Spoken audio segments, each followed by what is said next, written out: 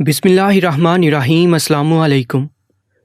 بازار میں گاڑیوں کے ہارن کا شور، دکاندار کی بلند آوازوں میں اپنی چیزوں کے لیے ہانک لگانا، گاہکوں کا قیمتوں پر لڑنا، اتنا شور و گل بھی میری سوچوں کے تسلسل کو توڑ نہیں پایا تھا۔ کبھی کبھی ذہن کی الجھنیں جب حد سے بڑھ جائیں تو انسان کے اندر کے شور کے آگے باہر کا شور سنائی نہیں دیتا۔ میں بھی اسی کیفیت میں تھی۔ میرے اندر تو جیسے کوئی طوفان سا اٹھ رہا تھا۔ 15 دن پہلے میرا بیٹا جو آفس سے گھر لوٹا اور اس کے ساتھ ایک لڑکی بالکل دلہن کے لباس میں اس کے ساتھ کھڑی مسکرا کر مجھے دیکھ رہی تھی۔ یہ دیکھ کر تو میں چکرا کر رہ گئی تھی۔ وہ لوگ کورٹ میرج کر کے آئے تھے۔ مجھ سے تو یہ صدمہ برداشت ہی نہیں ہوا، وہیں بے ہوش ہو کر گر گئی۔ میری برسوں کی بنائی عزت کو اس لڑکی نے خاک میں ملا کے رکھ دیا تھا، جس عزت کو بنانے کے لیے مجھے مدتیں لگ گئی تھیں۔ اس شاطر قسم کی لڑکی نے میرے بولے بالے بیٹے کو پھنسا کر جو ذلت کا تھپڑ میرے منہ پر مارا تھا، میں سوچ بھی نہیں سکتی تھی۔ میں غائب دماغی سے بازار میں چلے جا رہی تھی۔ سوچوں کی یہ لگار میرا دل دہلائے ہوئے تھی۔ میرے دماغ کی تنابیں کھینچنے لگی تھیں۔ جب ایک دکان کے پاس سے گزرتے ہوئے میں نے یہ آواز سنی، یہ ایک خاص چادر ہے، اندر آئیے، چادر بچھا کر اپنی مشکلات کو دور کیجیے۔ میں نے ایک سرسری سی نظر اس دکاندار پر ڈالی۔ مجھے لگا اپنی چادر بیچنے کے لیے متوجہ کرنے کی کوشش کر رہا ہے، لیکن جیسے اس نے وہ چادر کھول کر دکھائی، نہ جانے اس کے ڈیزائن میں ایسا کیا تھا کہ میں نہ چاہتے ہوئے بھی اس دکان کے اندر داخل ہوگی اور وہاں موجود کرسی پر بیٹھ گئی۔ میرے برابر بھی ایک عورت بیٹھی تھی۔ وہ دکاندار اسے بتانے لگا کہ جو بھی عورت یہ چادر خرید کر اپنے بہو کے بستر پر بچھائے گی، اس کی بہو خود بخود ہی پاگل ہو جائے گی۔ دکاندار نے بہت ہی دھیمی آواز میں میرے ساتھ بیٹھی عورت کو بتایا تو میں چونک گئی۔ 15 دن ہوئے تھے اس لڑکی کو میرے گھر کی زینت بنے ہوئے، اور اس لڑکی نے اپنے عجیب و غریب رنگ ڈھنگ دکھانے شروع کر دیے تھے۔ میں تو اس لڑکی کے کردار کے بارے میں بھی مشکوک سی تھی۔ ہر وقت میک اپ کیے، صحن میں بال کھولے کھڑی رہتی تھی۔ محلے کے منچلے چھت پر کھڑے اسے دیکھنے لگتے تھے۔ اس کی نظروں میں نہ شرم نہ حیا۔ اگر شریف گھرانے کی ہوتی تو کیا میرے بیٹے سے شادی کے لیے یہ چور راستہ نہ اپناتی؟ میرا دل نئے سرے سے تڑپا تھا۔ کتنے ارمان ہوتے ہیں ایک ماں کے۔ 50,000 سے 1 روپیہ کم نہیں لوں گا۔ دکاندار نے جب چادر کی قیمت برابر والی عورت کو بتائی تو میں چونک سی گئی۔ اتنے پیسے میرے پاس تو موجود نہیں تھے۔ وہ دکاندار اس عورت کو پوری گارنٹی دے رہا تھا کہ اگر اس کی بہو پاگل نہ ہوئی تو پیسے واپس لے جانا۔ میں اٹھ کر دکان سے باہر نکل گئی۔ اتنی بڑی رقم کا انتظام میرے لیے مشکل تھا۔ پھر 15 دن میں وہ شاطر لڑکی گھر کا سارا خرچہ میرے بیٹے سے اپنے ہاتھ میں کر چکی تھی۔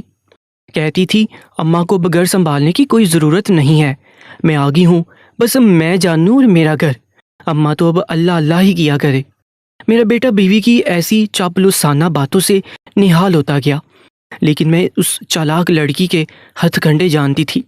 میرے ہاتھ سے میرے گھر کی بادشاہی چھیننا چاہتی تھی۔ میرا دل اندر ہی اندر خون کے آنسو رونے لگا۔ اپنے شوہر کی وفات کے بعد میں نے سلائی مشین چلا چلا کر اپنے بیٹے کو اس قابل بنایا تھا کہ اب اسے اپنی خدمت کروا سکتی، لیکن جو میری قسمت، میں دل پر جبر کر کے اس لڑکی کو اپنی خوشی سے اپنا لیتی۔ اگر وہ واقعی اچھے اتوار کی ہوتی۔ میں نے دھوپ میں بال سفید نہیں کیے تھے۔ پہلی نظر دیکھ کر اس لڑکی کی تیزی گھومتی نظروں سے سمجھ گئی تھی کہ وہ کس قدر چالاک اور عیار ہے۔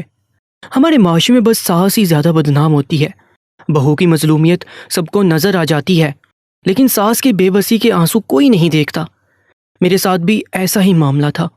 میں شام تک گھر کا سامان لے کر تھکی ہاری گھر پہنچی تھی کہ گھر کے گیٹ پر ہی بہو میک اپ کیے کھلے بالوں کے ساتھ کھڑی کسی پڑوسن سے ہنس ہنس کر باتیں کر رہی تھی۔ ساتھ ساتھ پڑوسیوں کی منڈیروں پر کھڑے محلے کے لفنگے لڑکوں کو اشارے بازیاں بھی کر رہے تھے۔ یہ دیکھ میں شرم سے پانی پانی ہوئی تھی۔ میں نے بیوگی کے بعد کبھی ہاتھ پر مہندی تک نہ لگائی تھی۔ بڑھاپے کی دہلیز پر قدم رکھتے ہی سادگی کو اپنا شیوا بنا لیا تھا۔ محلے کی عورتیں مجھے عزت کی نگاہ سے دیکھتی تھیں۔ بڑی آپاں کہتے ان کے منہ نہیں تھکتے تھے، لیکن میری بہو نے 15 دن میں میری عزت کا جنازہ نکال کے رکھ دیا۔ بڑے فخر سے سب کو بتاتی پھرتی تھی کہ اس نے راحیل سے بھاگ کر شادی کی ہے۔ میں گھر کے دروازے پر پہنچی تو پڑوسن مجھے دیکھ کر ناگواری سی شکل بنا کر اپنے گھر پر چلی گئی۔ میں گھر داخل ہوئی تو پورا گھر بکھرا پڑا تھا۔ میں تھکی ہوئی ہانپتی ہوئی صحن میں رکھی کرسی پر بیٹھ گئی۔ سامنے کچن کے سنک پر نظر پڑی تو دھونے والے برتنوں کا ڈھیر پڑا ہوا، شیلفیں گندی تھیں، آلو پیاز کے چھلکے بکھرے ہوئے تھے، پورا گھر بے ترتیب تھا، بس بہو سجی سنوری تھی۔ میں نے اس سے کھانے کا پوچھا تو کہنے لگی ابھی تو ہانڈی چڑھائی ہے، رات تک پکے گی۔ میں دوپہر کو بھوکی گھر سے گئی تھی اور شام کو لوٹ کر بھی کھانے کے لیے کچھ نہ تھا۔ میں نے فریج سے آٹا نکالا اور اپنے لیے روٹی بنائی اور کل کا بچا سالن لے کر روٹی کھانے لگی۔ نہ چاہتے ہوئے بھی میری آنکھوں سے آنسو بہنے لگے تھے۔ اگلے روز مجھے میرے بیٹے نے ایک اور ایسی بات میرے سامنے رکھ دی کہ میں بکھلا کر رہ گئی تھی۔ اس وقت تو میں نے بیٹے کو کوئی جواب نہیں دیا، لیکن یہ سوچنے پر مجبور ہوئی تھی کہ بہو کا کچھ تو انتظام کرنا ہی چاہیے، ورنہ وہ دن دور نہیں کہ مجھ سے میرا سب کچھ چھین کر مجھے دارالامان جانے پر مجبور کر دے۔ اس لیے دل میں ایک مصمم ارادہ کر کے میں صبح ہی اپنی الماری کے لاکر سے اپنی سونے کی چین لے کر بازار چلی گئی۔ پورے راستے میرا دل بے چین سا رہا۔ رات ہی میرے بیٹے نے مجھ سے میرا سارا زیور مانگ لیا تھا۔ میں تو سن کر دنگ رہ گئی تھی۔ کہنے لگی زرینہ آپ کی زیور کو سنبھال کے رکھ لے گی، آپ کہاں زیور کی فکر میں پریشان رہیں گے۔ میں نے بیٹے کو کوئی جواب نہیں دیا، لیکن جان کی تھی کہ سب بہو کا کیا دھرا ہے۔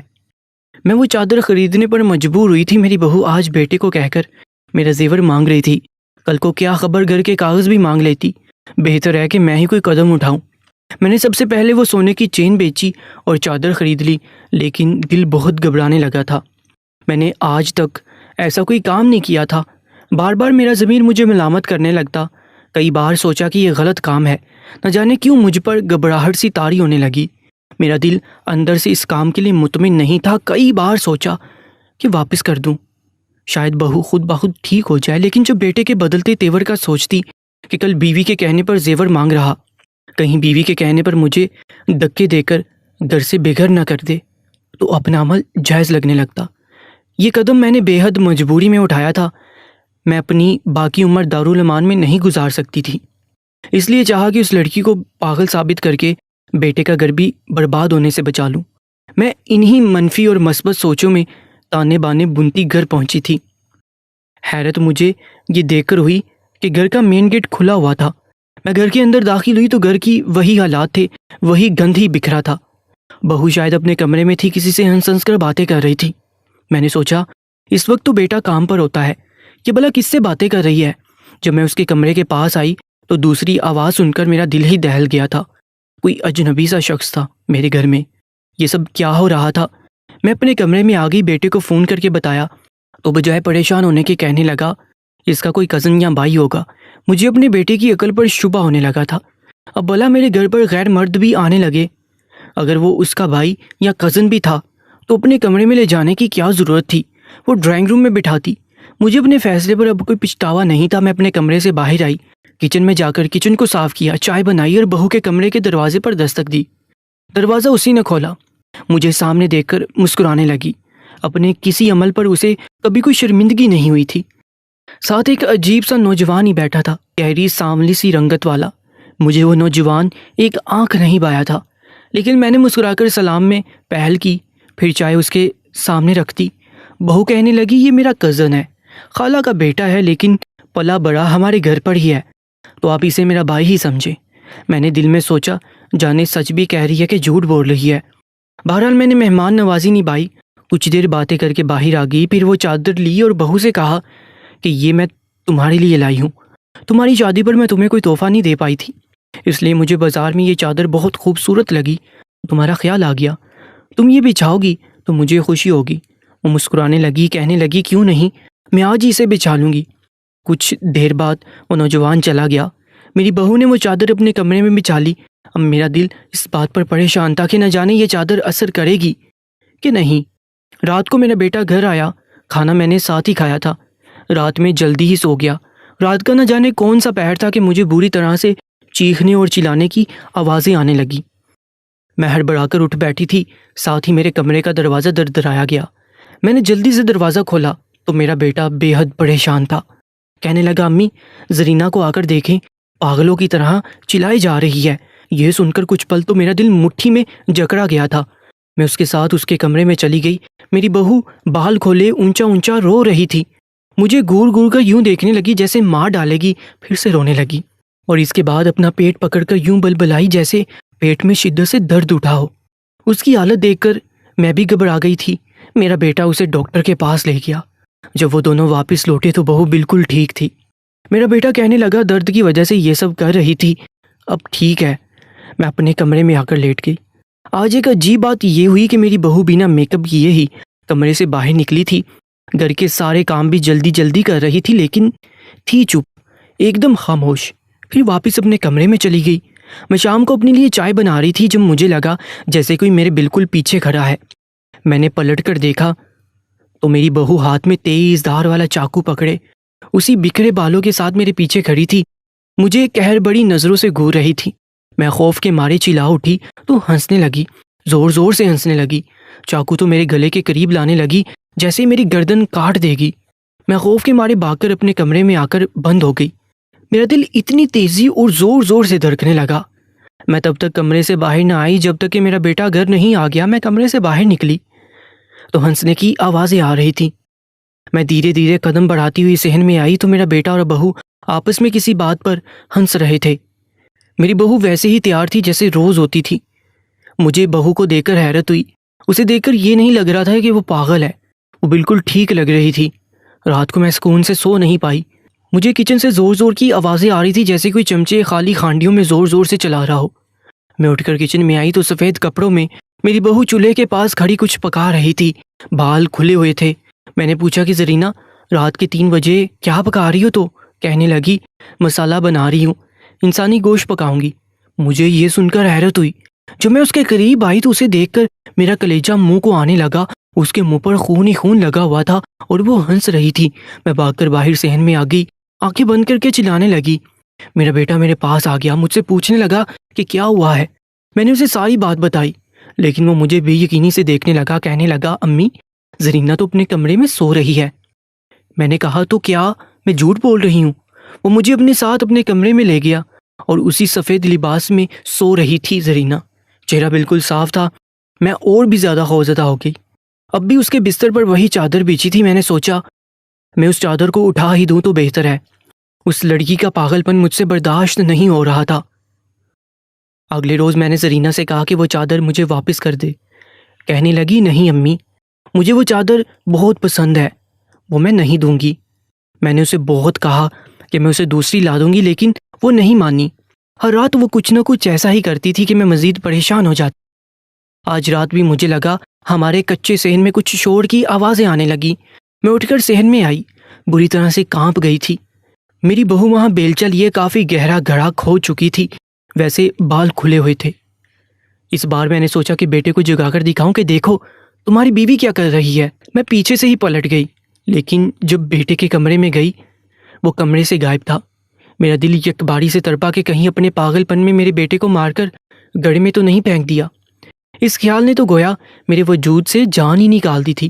میں بھاگ کر صحن میں آئی، اس گڑھے میں جھانک کر دیکھا تو میری جان ہی نکل گئی۔ میں روئے جا رہی تھی، میرا سب کچھ برباد ہو چکا تھا۔ سفید کفن میں ایک نوجوان جس کا منہ تک چھپا ہوا تھا اس گڑھے میں لیٹا ہوا تھا۔ یقیناً میرا بیٹا ہی تھا۔ میں پھوٹ پھوٹ کر رونے لگی تھی۔ جیتے جی زرینہ نے مجھے مار ڈالا تھا۔ میں نے کہا زرینہ تم نے میرے بیٹے کو مار ڈالا، تم نے کیوں میرے بیٹے کو مار ڈالا؟ اس نے کوئی جواب نہیں دیا اور قبر میں مٹی پھینکنے لگی۔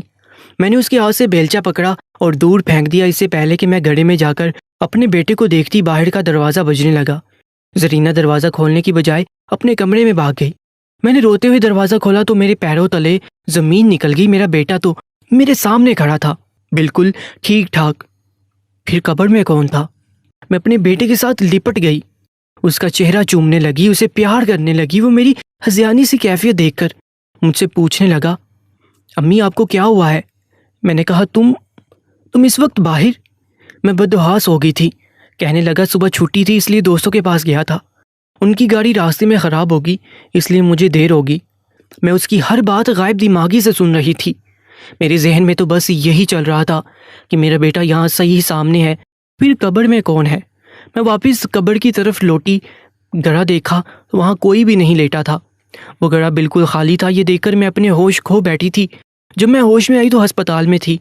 میں اب تھک چکی تھی، بہو کا پاگل پر مجھ سے دیکھا نہیں جا رہا تھا، میرا وجود مزمحل ہو چکا تھا، میں اسے ہار مان چکی تھی۔ 3 دن ہسپتال میں گزار کر میں گھر آئی تو میری بہو میرا بہت خیال رکھنے لگی۔ 2 دن میرا بیٹا بھی کہیں نہیں گیا، میرے پاس ہی رہا۔ میرا بہت خیال رکھتا۔ زرینہ بھی اس کے سامنے میرے لیے کبھی سوپ بنا کر لاتی تو کبھی پھل کاٹ کر کھلاتی، لیکن مجھے اب اپنی بہو سے خوف آنے لگا تھا۔ میں نے چپ سی سادھ لی تھی، اب میں اس سے کوئی بات نہیں کرتی تھی۔ ایک دن وہ میرے پاس آئی، کہنے لگی مجھے آپ کا زیور چاہیے۔ میں نے اسے کچھ نہیں کہا، اپنے نوکر کی چابی اسے دے دی۔ وہ مجھے کچھ دیر یوں ہی دیکھتی رہی، پھر میرے سامنے میرے زیور لے کر چلی گئی۔ میری آنکھوں سے صرف آنسو بہہ رہے تھے، سسکیاں شاید اندر ہی کہیں دب گئی تھیں۔ رات کو میں نے اپنے بیٹے کو بلا کر گھر کے کاغذات بھی اس کے حوالے کر دیے۔ وہ مجھے حیرت سے دیکھنے لگا، جس گھر میں ایک پل بھی سکون سے نہیں رہ سکتی تھی، اس گھر کے کاغذ سنبھال کر کیا کرتی؟ میرا دل اندر سے مردہ ہو چکا تھا، اب میرے دل میں کوئی خواہش باقی نہیں رہی تھی۔ میرا بیٹا مجھ سے پوچھنے لگا کہ میں یہ کاغذ اسے کیوں دے رہی ہوں، تو میں نے کہا یہ گھر اپنی بیوی کے نام کرو۔ میری بات پر پہلی بار میری بہو کے چہرے کی مسکراہٹ غائب ہوئی تھی، کہنے لگی میرے نام کیوں؟ اس گھر کی مالکن آپ ہے یا آپ کا بیٹا؟ میں نے کہا لیکن میں تمہیں اپنی خوشی سے یہ سب دے رہی ہوں، مجھے خوشی ہوگی۔ اس نے انکار کر دیا اور غصے سے کمرے سے باہر نکل گئی۔ اب اسے کوئی پاگل پن کا دورہ نہیں پڑ رہا تھا، وہ بالکل ٹھیک تھی۔ 2 دن تک وہ گھر کے سارے کام خاموشی سے سر انجام دیتی رہی، لیکن مجھے اب اس سے کوئی غرض نہیں تھی۔ تیسرے دن میں نے اپنے بیٹے سے کہا کہ وہ مجھے دارالمان چھوڑ آئے، میں گھر پر رہنا نہیں چاہتی۔ میرا بیٹا یہ سن کر اچنبھے میں آ گیا، کہنے لگا امی یہ کیا کہہ رہی ہیں، میں ایسا کبھی نہیں کر سکتا۔ میری بہو یہ سن کر بڑی سنجیدگی سے مجھے دیکھ رہی تھی۔ جب سے اس کی شادی ہوئی تھی میں اس کی آنکھوں میں ایک شرارت سی ناچتے دیکھتی، لیکن آج وہ کافی سنجیدہ تھی، چپ تھی۔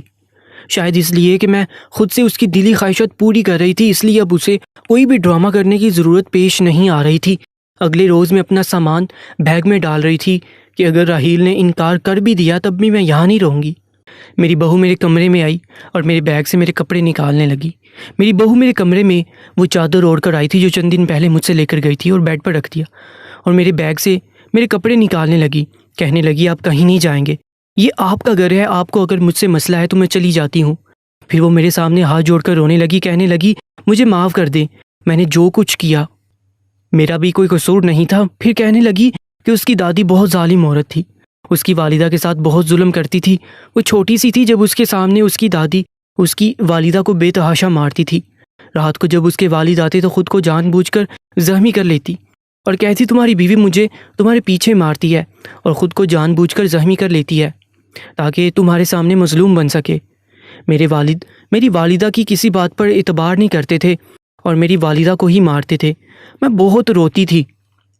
میری ماں کا سارا زیور بھی میری دادی نے لے لیا، یہاں تک کہ انہیں پاگل کر دیا، یہ کہہ کر کہ وہ بلک بلک کر رونے لگی۔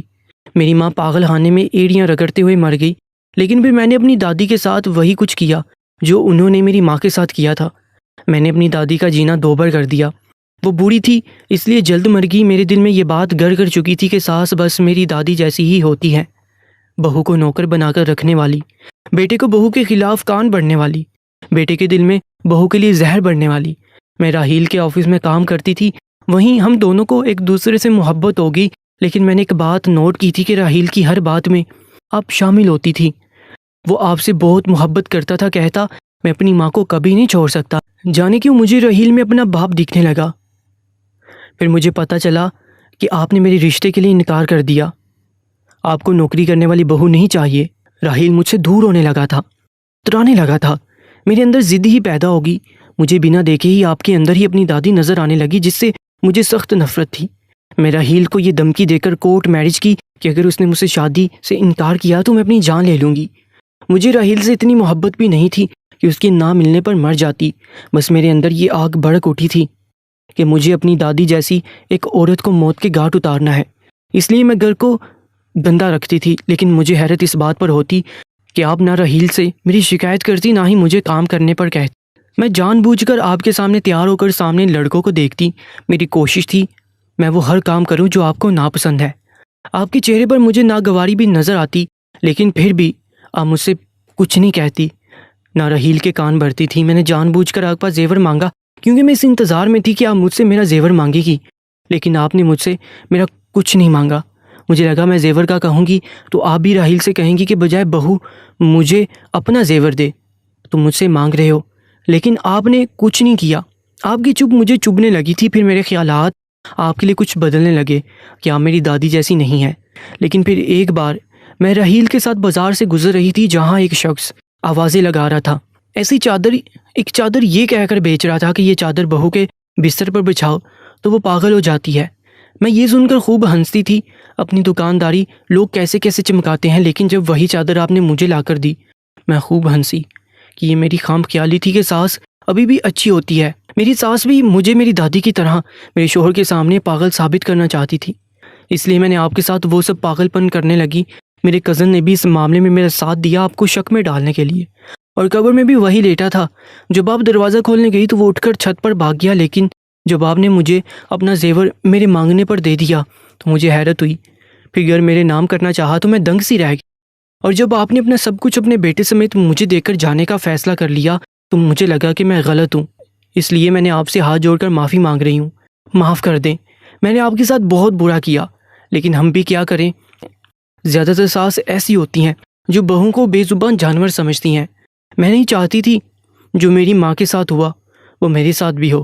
میں نے زرینہ کو اپنے سینے سے لگا لیا، وہ میرے ساتھ لگ کر پھوٹ پھوٹ کر رونے لگی۔ یہ معاشرہ ہمارا ہی بنایا ہوا ہے، ہم نے بہوؤں کے ساتھ غیر انسانی سلوک کر کے آنے والی نسل کو یہ سکھایا ہے کہ ہمارے ساتھ بھی ویسا ہی سلوک کیا جائے گا۔ اس لیے اپنی اپنی سوچ کو بدلیں، ساس بھی ماں ہو سکتی ہے اور بہو بھی بیٹی۔ آج کی اس کہانی کے بارے میں اپنی قیمتی رائے سے ضرور آگاہ کیجیے گا، اور ایسی ہی کہانیوں کے لیے ہماری یوٹیوب چینل درباری ٹی وی کو سبسکرائب کر لیجیے گا۔ اپنا بہت زیادہ خیال رکھیں، اللہ نگہبان۔